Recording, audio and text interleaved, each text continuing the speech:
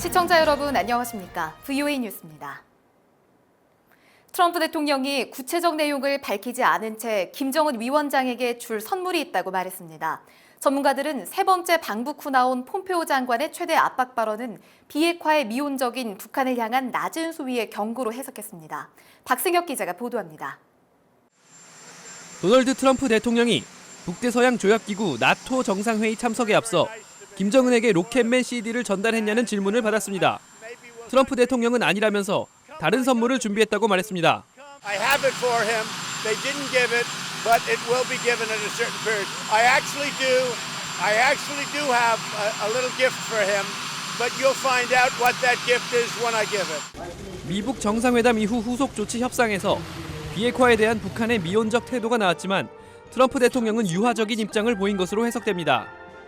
로켓맨은 미북 간 긴장이 고조됐던 지난해 트럼프 대통령이 김 위원장에게 붙인 별명이며 일부 언론은 대통령의 서명이 담긴 가수 엘튼 존의 로켓맨 CD를 폼페오 장관이 전달할 것으로 보도하기도 했습니다. 이런 가운데 폼페오 장관이 세 번째 방북 후 일본에서 미일 동맹을 강조하며 언급한 대북 최대 압박 표현은 비핵화 약속의 미온적인 북한을 다시 압박하는 것이란 분석이 나왔습니다. But that still has been the U.S. policy, so Secretary of State Pompeo used it in relation to the coordination with Japan to apply maximum pressure. 북한에 대한 최대 압박은 언급하지 않는다고 해서 끝난 게 아니란 점을 다시 강조했다는 게 전문가들의 분석입니다. VOA 뉴스 박승혁입니다. 미국 의회 내에서 미북 후속 회담에 대한 북한의 태도를 문제 삼으며 북한 비핵화 회의론이 나오고 있습니다. 미한 연합훈련 재개는 물론 북한이 핵을 포기하지 않는다면 군사적 옵션 가능성을 열어놔야 한다는 강경 입장이 나왔습니다. 김칸희 기자가 보도합니다. 후속 회담 결과를 지켜본 미 상원 의원들은 북한이 미북 정상회담 때 약속한 완전한 비핵화를 위한 진정성 있는 조치를 취하지 않았다고 비판했습니다. 특히 핵무기로 세계를 위협한 북한이 미국의 비핵화 요구를 강도적 사고방식이라고 비난한 것은 잘못된 상황 인식의 태도라고 지적했습니다. Actually thought it was funny when Secretary Pompeo said, well, if that's true, then the whole world is a gangster. What he really means is the United States is carrying forward world values.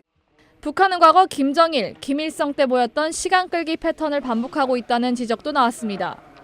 그러면서 북한은 모든 비핵화 검증 단계를 거쳐야 하고 비핵화를 위한 진지한 태도가 없다면 제재 강화는 물론 군사적 옵션 가능성도 고려해야 한다고 강조했습니다. If he won't, then we need to double down, triple down on sanctions and keep a military option on the table. 미국이 미한 연합훈련을 너무 서둘러 중단했다며 재개해야 한다는 주장도 나왔습니다. I think it was certainly premature to talk about doing away with exercises there, and because nothing has really been promised on their side other than general words. 의원들은 앞으로 북한이 비핵화를 위해 취하는 조치들을 엄중히 지켜볼 것이라면서 트럼프 행정부는 북한이 비핵화 조치를 취할 때까지 어떤 양보도 해선 안 된다고 강조했습니다. VOA 뉴스 김칸입니다. 토마스 오헤아 퀸타나 유엔 북한 인권 특별 보고관이 한반도 평화 구축 과정에 북한의 인권 문제가 포함돼야 한다고 강조했습니다. 퀸타나 보고관은 기자회견에서 북한 인권이 보호될 때 한반도 평화가 지속될 것이라면서 판문점 선언이나 미북 정상회담 모두 북한 인권 문제 해결에 의지나 전략도 없다고 밝혔습니다. 또 현재 북한에는 한국인 6명과 기자 1명이 억류돼 있다며 국제법상 이들은 반드시 석방돼야 한다고 지적했고 탈북 여종업원들에 대해서는 이들의 의사가 중요하며 일각의 기획 탈북 의혹 주장과 관련해서는 진상규명이 필요하다고 말했습니다. 북한이 러시아 국경 두만강에 자동차 전용 교량을 서둘러 건설할 것을 러시아 측에 독촉한 것으로 알려졌습니다.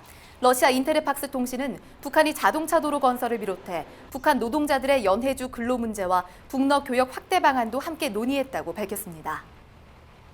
유엔 식량농업기구 FAO의 2018 양곡년도 북한 관련 보고서에 따르면 북한은 지난해 쌀과 옥수수 등 주요 작물의 도정전 생산량이 전년에 비해 5%나 줄어든 548만 톤으로 나타났습니다. 이런 원인은 연료와 비료 부족, 가뭄 등 때문이며 이에 따른 북한의 식량 부족분은 80만 톤 이상으로 추산됐습니다. VOA 뉴스 마칩니다. 시청해주신 여러분 고맙습니다.